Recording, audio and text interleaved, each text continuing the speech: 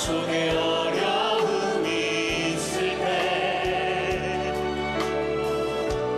맘 속에 어려움이 있을 때 주님 나에게 먼저 오사 내 맘을 주님 앞에 나올 수 없을 때, 주님 앞에 나올 수 없을 때,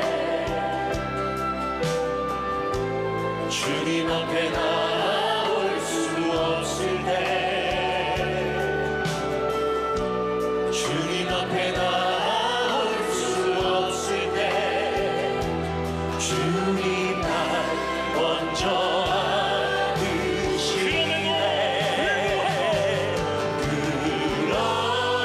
그럼에도 불구하고 날 사랑하시는 내 하나님의 사랑은 나의 모든 걸 덮고, 그럼에도 불구하고 날 알아주시는 내 하나님을 부를 때 아버지라 부르죠. 그럼에도 불구하고 날 알아주시는 내 하나님을 부를 때 아버지라 부르죠. 그럼에도 불구하고 날 사랑하시는 내 하나님의 사랑은 나의 모든 걸 덮고, 그럼에도 불구하고 날 알아주시는 내 하나님을 부를 때 아버지라. 우리 한 번 더 잠잠하게.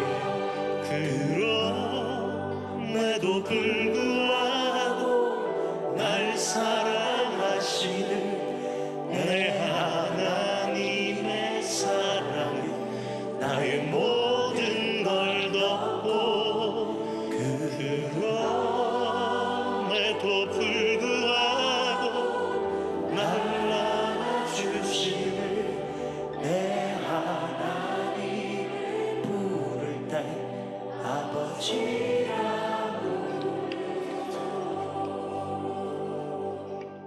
자, 오늘 창세기 3장을 이제 계속 하고 있습니다.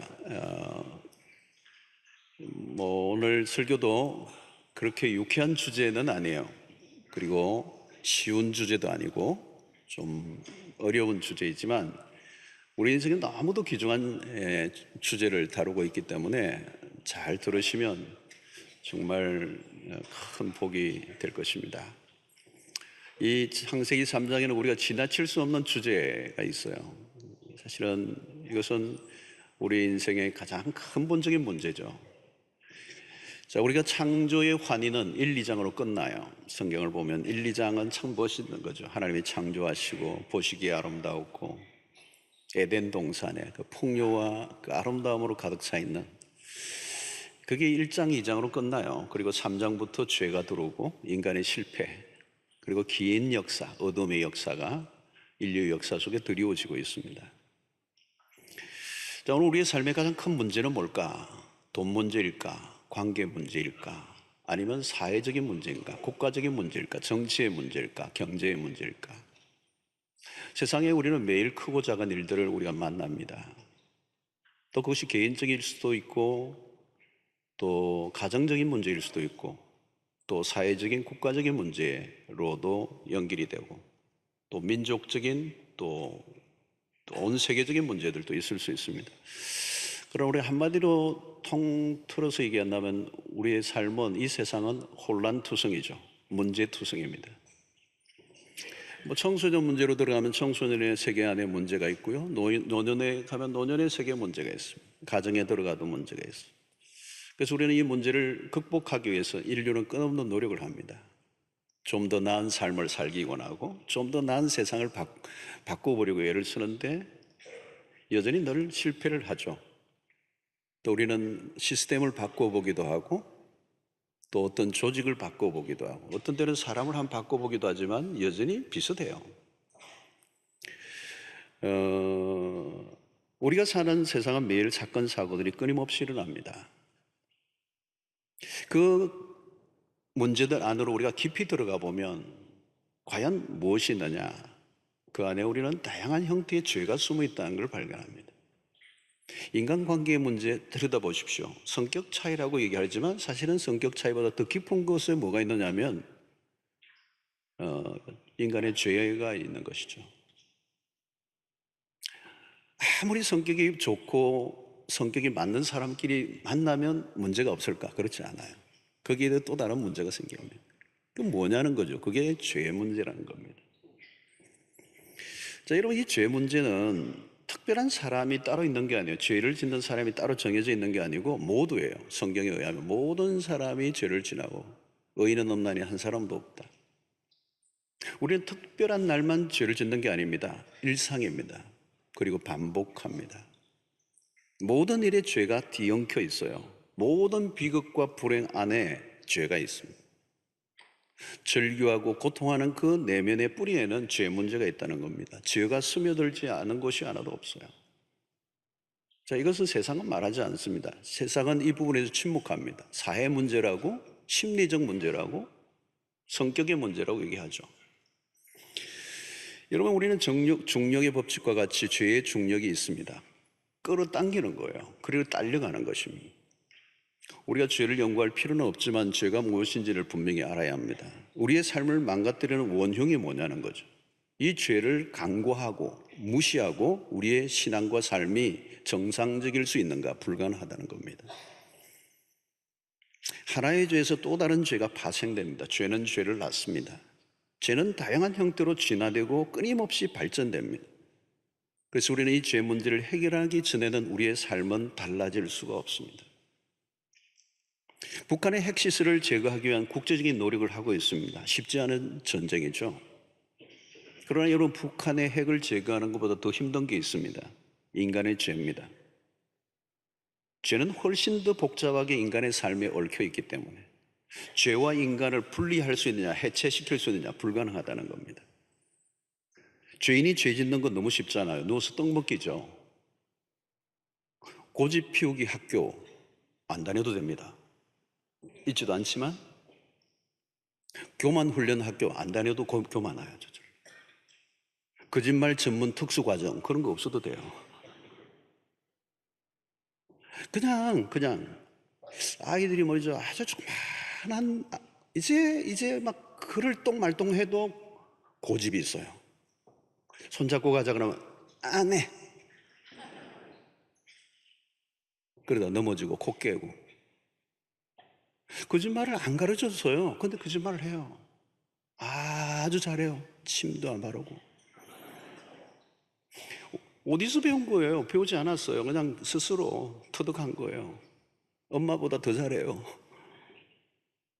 이게 원죄설을 믿지 않을 수가 없어요, 여러분. 사람들은 자신의 인생이 왜 자기가 의도하지 않는 방향으로 나가는지 그 이유를 몰라요. 오늘 문제가 있는 그게 문제가 아닙니다. 그 문제가 어디로부터 출발됐는지 알지 못하면 그 문제는 끊임없이 계속될 수밖에 없는 거거든요. 선을 행하기는 무지 어려워요.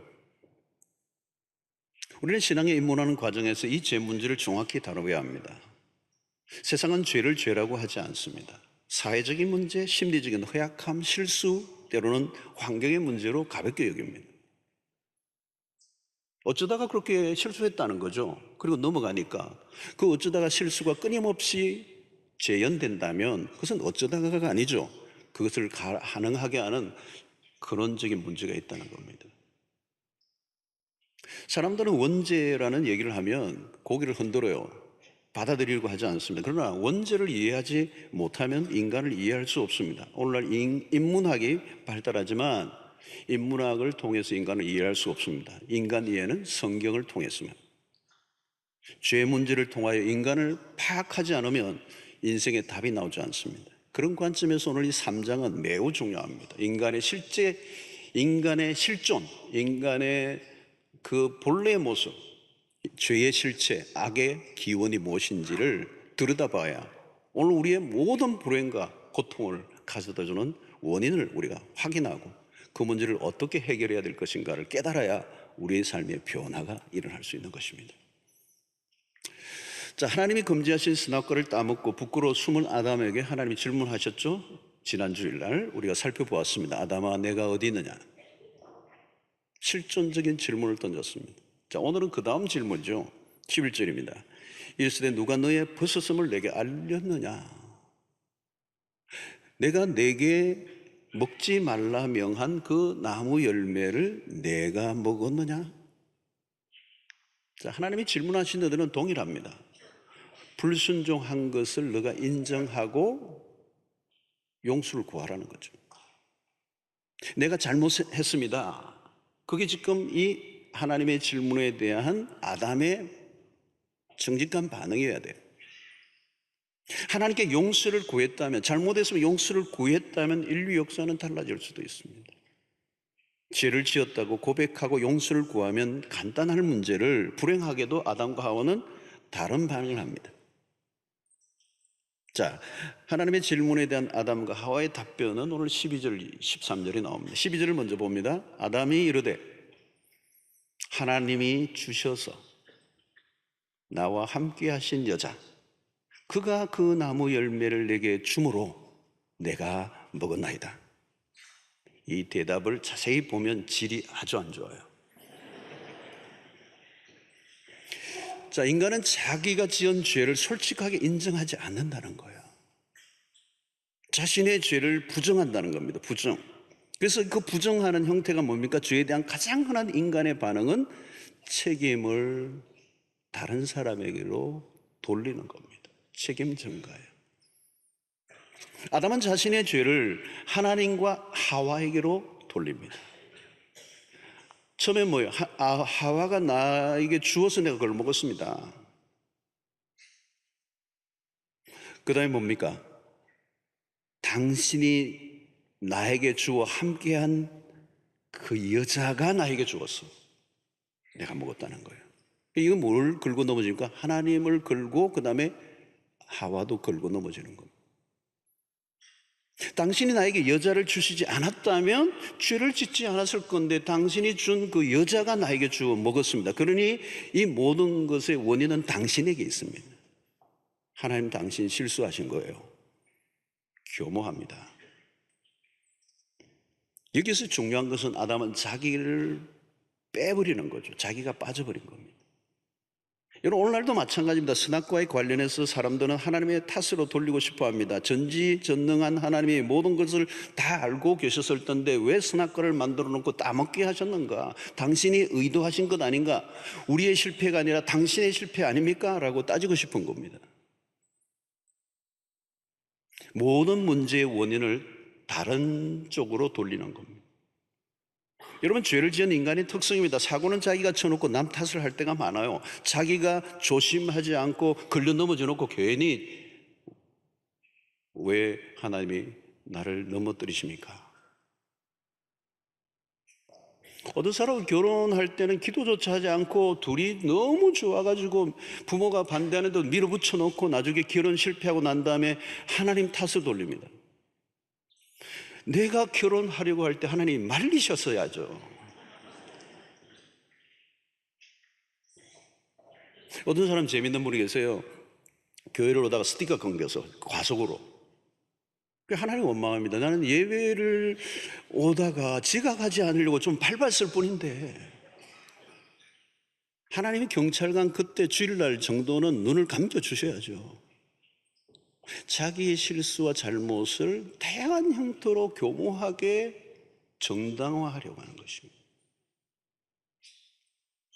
성폭행을 해놓고 예쁜 여자 때문에 어쩔 수 없었다는 거예요. 왜? 하나님이 나에게 그런 욕구를 주셨느냐는, 그렇게 만들었냐는 거예요. 자기는 실컷 밤에 막 그냥 야식하고 먹고 싶은 대로 다 먹고 살은 쪄놓고 하나님 나를 이렇게 식욕을 주셔서 이렇게 되었다고. 여러분, 무엇이든지 할 수 있는 대로 둘러대요. 자기가 꾸물거려 약속 시간에 늦어놓고도 우리는 항상 뭔가를 갖다 대죠. 차가 막혔어요. 그 차는 항상 막히더라고요. 여러분, 원인 제공자로 하나님을 지목하면서 자신의 죄를 지금 아담은 부정하려고 합니다. 여러분, 다윗과 바세바 사건을 두고도 이상하게 해석하려고 하는 사람들이 있습니다. 다윗이 범죄를 저지르게 된 것에는 바세바의 상당한 책임이 있다는 거예요. 요즘 흔히 미투 운동에서와 같이 피해자들이 계속해서 오해를 유도하고 이상한 해석으로 피해자들이 더 큰 피해를 입게 만드는, 왜 바세바는 왕궁이 흔히 보이는 곳에서 목욕을 했느냐는 거예요. 말 되나요? 뭔가 치밀한 계획을 가지고 한 행동이 아닌가 하는 의구심을 가집니다. 이 완전한 책임 전가예요. 인간은 철저히 죄를 합리화하고 자기 정당성을 내세웁니다. 아담의 주장에는 오히려 자신은 희생자라는 뉘앙스가 품겨 있습니다. 과연 그럴까요, 여러분? C.S. 루이스는 인간의 불행의 5분의 4는 자기 자신이 직접적인 원인 제공을 했다, 이런 표현을 썼습니다. 인간은 죄를 인정하기를 싫어합니다. 하나님이 여자에게도 물으셨어요. 너가 어찌하여 이런 일을 행하였느냐? 여자도 대답이 똑같아요. 죄인들의 패턴입니다. 뱀이. 하와는 아담과 다른 점이 하나님을 끌어들이지는 않았습니다. 그러나 뱀이 나를 속여 먹었다고 얘기합니다. 역시 뱀을 물고 들어갑니다. 이런 것을 가르쳐 수녀는 흔히 물귀신 작전이라고 해요.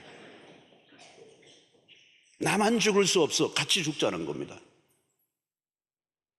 특징은 자신의 행동보다 죄를 짓도록 부추긴 사람들을 더 부각시키려고 하는 겁니다. 그 길에서 자기는 빠지려고 하는 거죠. 사람들은 나는 괜찮은 사람으로 만들고 다른 사람을 자꾸 악한 사람으로 만드는 일에 능숙합니다. 이 세상에서 우리가 늘 보는 모습입니다. 그래서 우리가 어떤 사람과 대화를 하면요, 항상 첫 번째는 뭘로부터 시작합니까? 자기 자랑으로 시작하는 겁니다. 그리고 그 자랑이 다 이제 할 게 없어지면 이제 다른 사람의 흉을 보기 시작하죠. 다른 사람의 약점을 부각시키고 자신의 우월을 증명하려고 합니다. 자신이 이룬 업적이나 성과는 최대한 부풀어 오리고 남이 이룬 성과는 가능한 깎아내리는 것. 자신의 행동이 잘못되었음에도 그런 상황을 받아들이지 않는다는 것입니다. 그래서 정당화할 수 있는 데까지 계속하는 것. 그래서 자신의 죄를 인정하지 않고 다른 사람을 물고 늘어지며 끊임없이 부모 탓을 하고 남편 탓을 하고 아내 탓을 하고 상사 탓을 하고 부하 탓을 하고 친구 탓을 하고 하다 안 되면 이제 조상도 데리고 오고. 여러분, 여기서 핵심적인 문제는 무엇입니까? 자신의 행동을 미화한다는 겁니다. 자신의 죄를 축소시킨다는 겁니다. 가능한 자기 자신은 빠져나가고자 하는 거죠. 나는 어쩔 수 없었다고 얘기합니다. 그러나 여러분, 죄는 누가 부추기든 누가 어떻게 했든 결국은 아내가 아니면 그 하와를 하나님 붙여주셨든 어쨌든 그 사과를 먹은 당사자는 내가 먹은 거예요. 내가 먹은. 자신의 행동에 대한 책임은 자신이 져야 된다는 겁니다. 아무리 다른 사람이 부추겼다 해도 죄는 내가 지은 것입니다. 내가 받아들인 것입니다. 가끔 우리는 술을 먹으면 몰라서 그랬다고 용서해달라고, 이런 말이 안 되죠. 술 먹은 사람에 대한 관용이 우리 사회에 있는데요, 그러나 말이 안 돼요. 술을 먹은 것은 먹은 것이고 죄를 지은 것은 지은 것입니다. 내가 한 행동에 대해서 책임을 져야 한다는 거예요. 자, 여러분, 짐승들은 책임 없어요, 여러분. 그들은 본능만 있기 때문에 하나님이 본능만 주셨어요. 그 안에 무슨 도덕성을 주시거나 자유의지를 주셨거나 그런 게 없어요. 짐승은 그냥 본능만 있으면 그 본능에 이끌려 물기도 하고 막 잡아먹기도 합니다. 저 되게 나쁜 애 그렇게 할 필요가 없어요. 그러나 여러분, 본능대로 하고 본능만 주셨기 때문에 동물에게는 책임을 묻지 않습니다, 하나님이. 그러나 인간은 책임을 져야 돼요. 왜? 자유의지를 주셨기 때문에. 판단할 수 있는 능력을 주시고 자유의지를 주시고 악을 선택할 수 있느냐 선을 선택할 수 있는 자유가 본인에게 있는 거예요. 하나님으로부터 자유를 부여받았습니다. 그럼에도 인간이 죄에 대한 책임을 지지 않으려고 한다면, 만약에 내가 책임을 안 진다면 그건 내가 짐승이 되겠다는 선택과 같아요. 자유에는 반드시 책임이 따릅니다. 아담은 여자 때문에 죄를 범한 게 아니에요. 아담은 자신의 위치를 잃어버린 것입니다. 하와가 뱀의 유혹에 넘어가지 못하도록 이끌었어야 하고, 아담은 제사장적 위치에서 책임을 진 자로서 자신의 가정을 이끌어야 할 책임을 지금 부정하고 있는 거예요. 여러분, 인간이 가장 존귀할 때가 언젠가 하면 자신의 행동에 대한 책임을 질 수 있을 때예요. 여러분, 남자가 결혼을 한다는 것은 무엇을 의미합니까? 결혼을 결정하는 순간 내가 한 가정을 책임지겠다는 것입니다. 남자와 여자 둘 모두예요. 서로가 서로에 대한 책임을 지는 행위가 결혼입니다. 남자가 결혼한 이후에 멋진 여성들이 주변에 아무리 있어도 눈길을 돌리면 안 되는 이유가 한 여인에 대한 책임을 지겠다라고 하는 약속이 가정에, 결혼에 있기 때문에, 본능이 이끄는 대로 좋은 사람이 있으면 언제든지 그냥 함께 할 수 있다면, 그리고 어쩔 수 없었다고 이해한다면 그것은 동물적 삶이에요. 책임을 지지 않으려고 하면 결혼을 해서는 안 되죠. 아담과 하와는 자신들의 행동에 대한 책임을 지려고 하지 않습니다.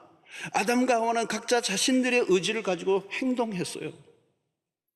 야고보 1장 13절을 보십시오. 사람이 시험을 받을 때 내가 하나님께 시험을 받는다 하지 말지니 하나님은 악에게 시험을 받지도 아니하시고 친히 아무도 시험하지 아니하시느니. 여기 시험은 템테이션입니다. 유혹하지 않는다는 것. 무엇이 문제입니까? 14절. 오직 각 사람이 시험을 받는 것은 자기 욕심에 끌려 미혹됨이니. 자기의 욕심 때문에 미혹을 받아 죄를 지은 것입니다. 하나님 비난하면 안 돼요. 다른 사람에게 책임을 돌리면 안 된다는 겁니다. 누가 유혹을 했던, 누가 자극을 주었던, 중요한 것은 내가 행동한 것이죠. 그러면 내가 죄를 지은 것입니다. 그러면 그 죄를 인정해야 됩니다. 그리고 그 죄에 대한 책임, 대가는 자기 자신이 져야 한다는 거예요. 자, 오늘 여기서 매우 중요한 것은 죄에 대한 책임 전가를 하는 동안에 무슨 일이 일어납니까? 문제는 죄를 죄로 인식하지 못한다는 겁니다. 죄를 죄로 인식하지 못하면 더 큰 문제가 생겨요. 악순환이 일어나는 겁니다. 끊임없이 죄는 부풀어지고 진화되고 커져가고 결국은 망하는 단계까지 가게 되죠. 그래서 야고보 1장 15절의 말씀이 그거죠. 욕심이 잉태한 적 죄를 낳고 죄가 장성한 적 사망을 낳느니라. 자, 이것을 여러분 쉽게 우리가 이해할 수 있는 게 다윗의 생애입니다. 다윗과 바세바 사건이 바로 그거예요. 그 사건이 다윗이 바세바를 범하고 소용이 지나가는 듯 했습니다. 그런데 1년 후에 나단 선지자가 갑자기 왕궁을 찾아옵니다. 그리고 설교를 하는데 청중은 유일하게 다윗입니다.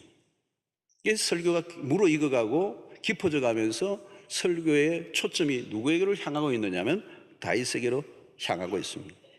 충분히 다윗이 알아들을 만큼 한 설교였어. 그런데 다윗은 이 설교에 이 죄인이, 악한 사람이 다윗 자신이라는 사실을 전혀 눈치채지 못해요.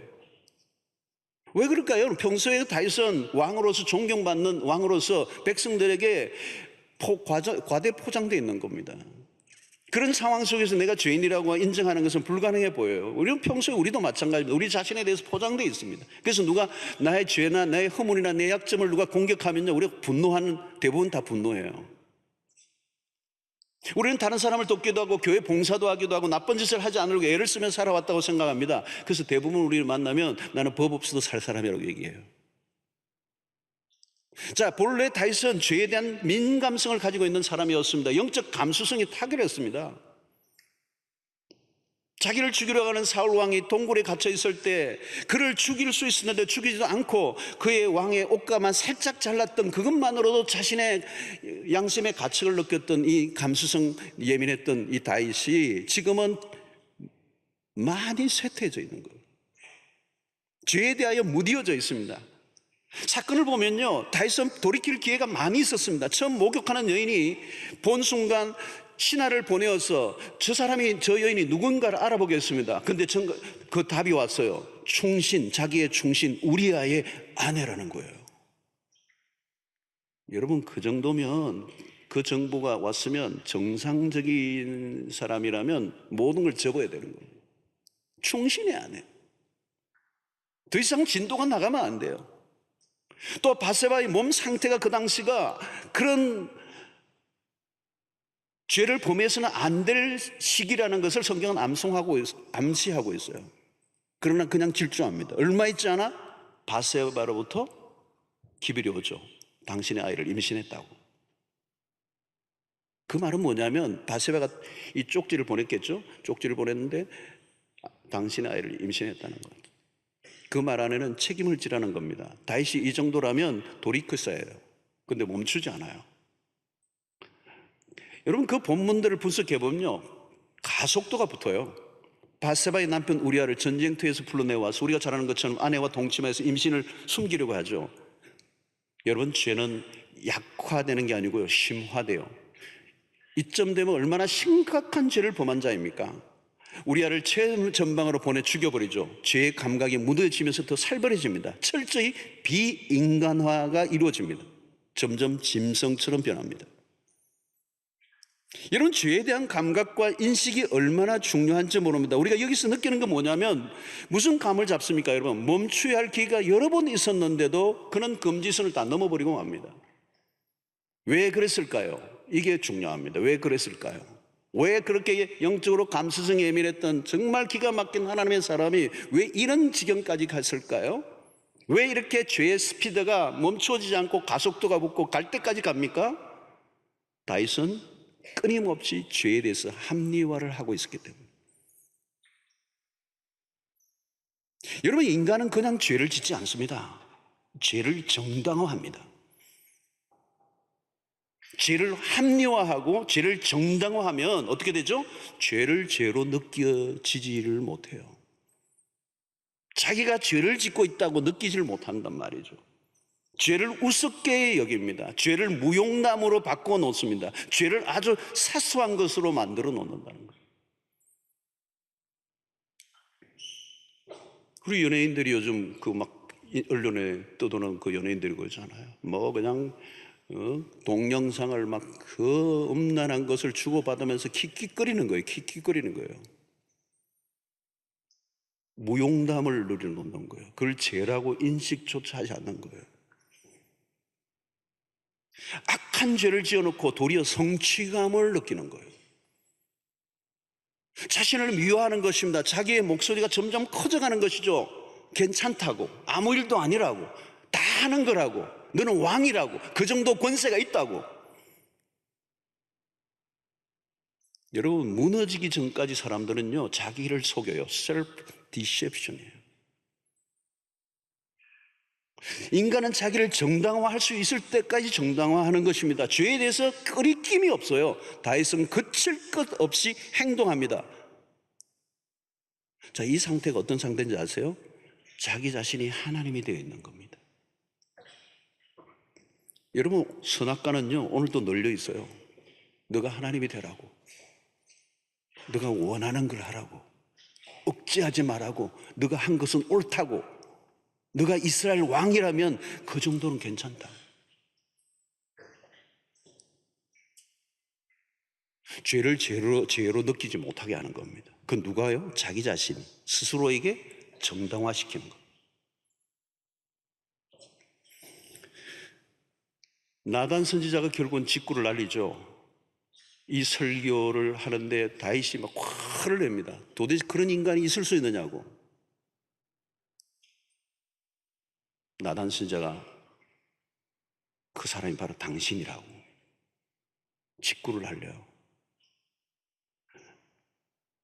다윗이 더 이상 비껴날 수 없는 완전한 코너에 몰렸어요. 그래서 그가 이런 고백을 하죠. 사무엘 12장 13절에 다윗이 나단에게 이르되 내가 여호와께 죄를 범하였노라. 내가 여호와께 죄를 범하였노라 하매 나단이 다윗에게 말하되 여호와께서 당신의 죄를 사하였으나니 당신이 죽지 아니하려니와. 여러분, 여기 중요한 것은 내가입니다. 내가 죄를 지었다는 거예요. 하나님이 듣고 싶은 건 이거예요, 여러분. 둘러대질 말라는 거예요. 남 탓하지 말라는 거예요. 정당화하지 말고, 합리화하지 말고, 변명하지 말고, 변호하지 말고. 내가 죄를 지었습니다. 이 한마디가 이 한마디가 중요한 거예요. 죄에 대한 책임을 내가 지는 거예요. 오늘날 보십시오. 문제가 터질 때까지 책임을 안 지려고 하는 거예요. 속이고 또 속이고 도망가고 또 도망가고, 피해자는 분명히 있는데 피의자들은 숨고 또 숨고 정당화하고 수 없는 것들을 둘러대는 거예요. 더 이상 속일 수 없고 피할 수 없을 때까지 우기다가 갈 때까지 가다가 무너지는 인생들. 성도 여러분, 이 첫사람 아담은 자신의 지은 죄를 회피하고 부정하다가 완전히 실패합니다. 인류의 조상 아담을 보면 소망이 없어요. 우리가 이 아담의 길을 쫓아가면서 소망이 없습니다. 그래서 소망이 없는 이 우리를 위해 하나님은 둘째 아담이신 그리스도를 보내주시죠. 인간이 지은 죄에 대한 책임을 누군가 져야 됩니다. 죄에 대한 이 대가를 지불해야 되는데, 우리 주님께서 이 땅에 오셔서 인간의 모든 죄의 오물을 뒤집어 쓰시고 죄인이 되사 스스로 십자가에 죽으신 이 십자가는 인간이 져야 할 죄에 대한 우리 주님이 대신 책임을 지신 사건이에요. 선악을 알게 하는 나무의 열매는 먹는 자는 반드시 죽으리라는 이 말씀은 그대로 시행됩니다. 인류에게 찾아온 저주죠. 그런데 주님이 대신 우리의 저주를 담당하심으로 우리를 살려주신 것입니다. 그래서 로마서 5장 19절에 한 사람이 순종하지 아니함으로 많은 사람이 죄인 된 것 같이 한 사람이 순종하심으로 많은 사람이 의인이 되리라. 아담은 인류의 대표자로서 불순종함으로 모든 사람이 죄인이 되었습니다. 그러나 인류의 대표자로서 예수 그리스도의 순종하심을 통하여 우리를 의인되게 하신 것입니다. 죄 없으신 주님이 십자가에 매달리실 때 누가 함께 매달렸습니까? 강도들이에요. 그런데 희한한 광경이 펼쳐집니다. 그 흉악한 범죄를 지른 강도, 그 강도의 한쪽의 강도는 그 죽어가면서도 예수님을 향하여 욕합니다. 기가 막히죠. 그러나 한쪽 강도는 주님에게 구원을 요청합니다. 한평생 악을 행하며 살아왔지만 마지막 순간 자신의 죄인됨을 인정할 때 그에게 구원이 임한 것입니다. 사랑하는 성도 여러분, 우리는 우리의 죄를 감추기 위해서 다른 사람을 비난할 때가 많아요. 여러분 잘 해보세요. 남을 열심히 비난하는 사람은요, 자기는 더 큰 죄가 숨어 있어요. 자기의 죄를 감추기 위한 수단으로의 비난이에요. 그리고 비난을 할 때 큰 오류가 뭡니까? 비난을, 다른 사람을 향하여 비난하는 동안에 자기 자신은 빠져 있어요. 대신 자기 의에 사로잡혀 있습니다. 나는 다르다라고는 착각을 하는 겁니다. 여러분, 우리는 책임 전가하는 것을 멈춰야 합니다. 나를 정당하고 합리화하려고 하는 것들을 멈춰야 합니다. 그것은 자기를 속이는 것이고 하나님을 속이는 것입니다. 여러분, 교회에서는 죄라는 단어를 늘 사용하지만 세상에 나가면 죄라는 단어를 쓰지 않아요. 나는 이 정도면 괜찮은 편이라고. 모두가. 심지어 어떤 사람은 그래요. 죄 안 짓고 어떻게 살아? 딱 배째라 하는 사람들이 계세요. 너무 완벽주의적인 태도는 정신건강에 해롭다네요. 여러분, 가장 중요한 것은 죄를 짓지 않느냐가 아니에요. 우리는 그럴 수 없어요. 우리는 끝도 없이 죄를 짓고 삽니다. 중요한 것은 죄에 대한 인식과 죄에 대한 우리의 태도예요. 왜 망합니까? 죄를 죄로 인식하지 못하니까, 죄를 죄로 느끼지 못하니까 망하는 거는 거예요. 여러분, 우리가 사는 길은 무엇입니까? 죄에 대한 정직한 태도예요. 그건 뭡니까? 내가 죄인입니다. 하나님 앞에서 우리 모두는 심판의 대상입니다. 죄의 문제로 비껴갈 수 있는 사람은 없습니다. 예수 그리스도의 십자가의 죽으심이 누구 때문입니까? 바로 내 죄 때문입니다. 여러분, 십자가 사건 앞에서요, 우리는 우리 죄 때문입니다 이러면 안 됩니다. 내 죄 때문입니다. 내가 피하면 안 돼요. 바울은 율법을 열심히 지킬 때 자기 의로 무장했습니다. 완벽하게 자기를 포장한 거죠. 종교적 포장지입니다. 여러분, 바리새인들은 철저히 자기의 율법을 위해서 열심히 노력하고 자기 의로 무장하여 다른 사람을 판단하고 비난하는 일에 앞장을 섰던 사람입니다.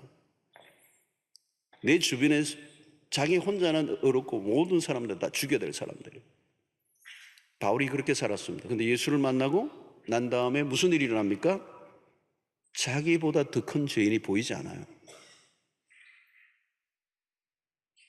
어느 수준까지 여러분 바울이 자기에 대한 고백을 합니까? 나는 죄인 중에 괴수입니다. 죄인이 뭡니까 여러분? 죄인 중에 괴수래요. 부산 교도소에가 들어가 사람 죽인 사람도 많고 뭐 성폭행한 사람도 많고 별짓을 다 하는 인간이 많은데 그 안에 들어가보니까 별 종류의 인간이 있는데 나는 막 경범죄네 이게 아니고 들어가서 보니까 별별 죄 지은 사람보다도 더 큰 죄인이 자기 자신이에요. 여러분 이런 고백을 어떻게 할 수 있습니까? 십자가를 만난 사람만 할 수 있는 고백이에요. 십자가를 아는 사람만 이런 고백을 할 수 있어요. 여러분 죄를 우리의 눈으로 보는 건 의미가 없습니다. 죄인들끼리 죄를 따지는 건 별로 의미가 없어요. 하나님이 바라보시는 죄가 뭔지를 봐야 돼요. 하나님이 바라보실 때 죄가 어느 정도의 심각한 죄인가 줄 아세요? 당신의 아들을 죽이면서까지 용서하지 않으면 소망이 없는 존재들이에요. 무슨 말인지 이게 와닿으세요 여러분? 여러분 우리가 구원을 얻는 사건 앞에 세례를 받고 복음을 겸하고 하나님의 백성이 되는 과정 속에 이 죄에 대한 인식을 십자가를 통해서만 맛볼 수가 있어요. 내가 얼마나 지독하고 심각하고 소망이 없는 망가진 존재인가.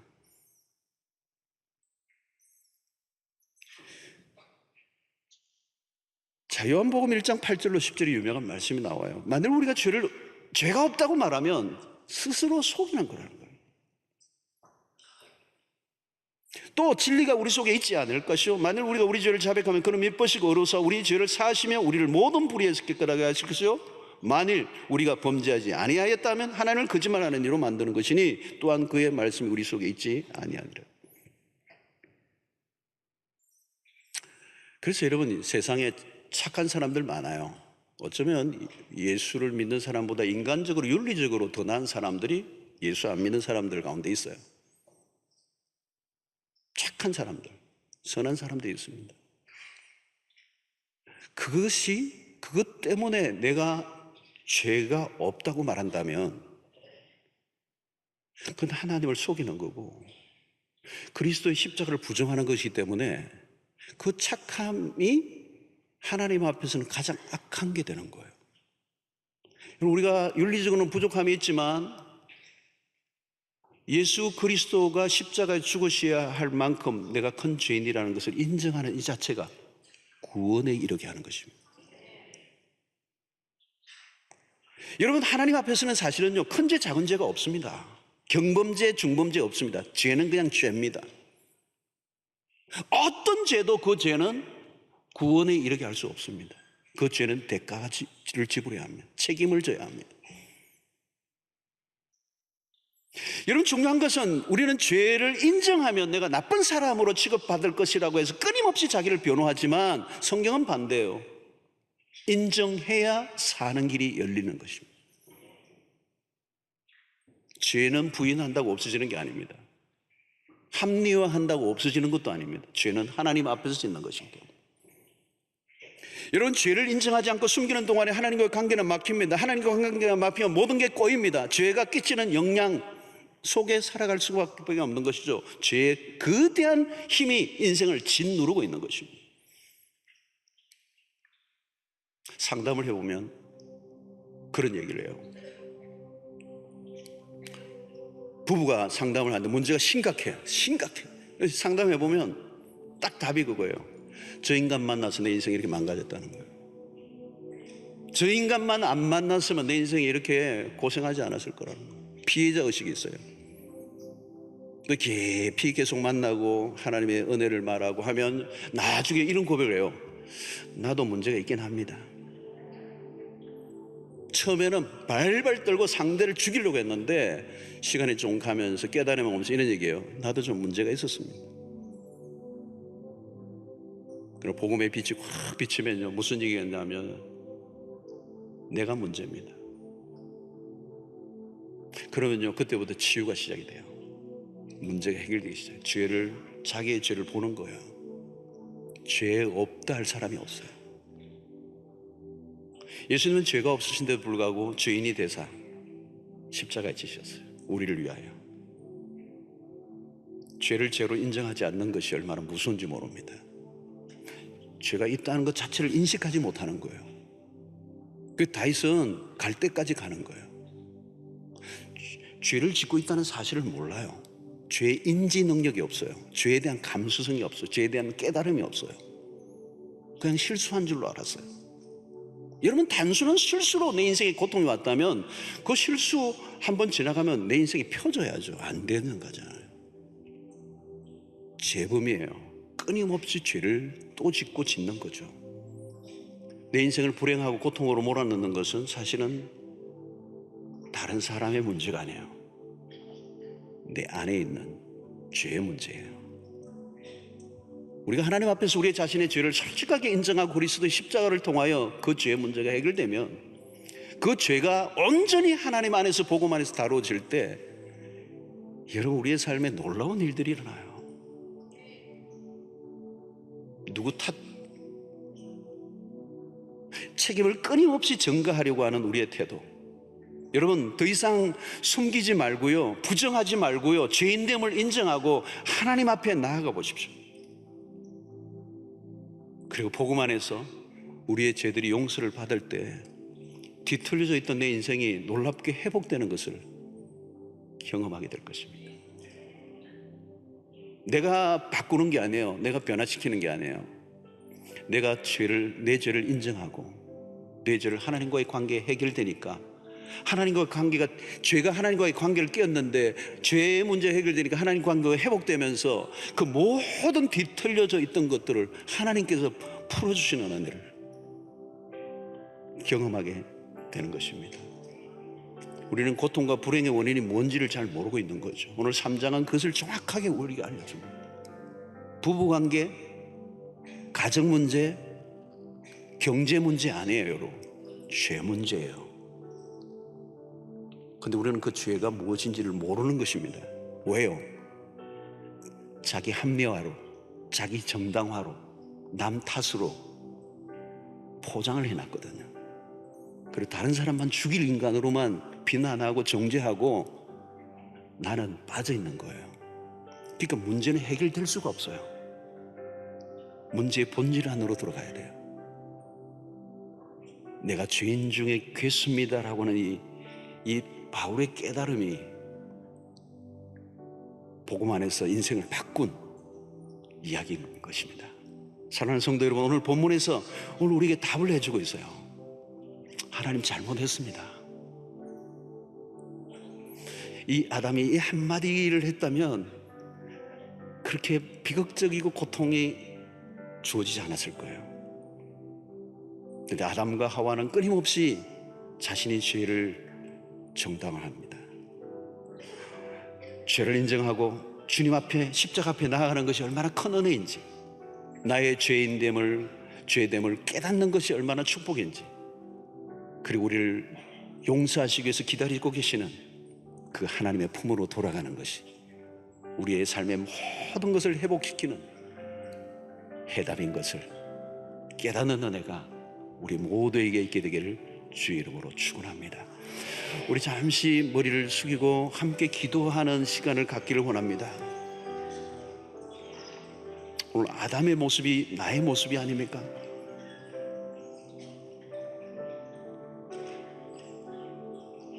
끊임없이 죄를 짓고 살면서도 비껴나 있지는 않습니까? 끊임없이 누군가를 탓하고 싶지는 않습니까? 하나님, 내 모습을 제대로 보게 해주십시오.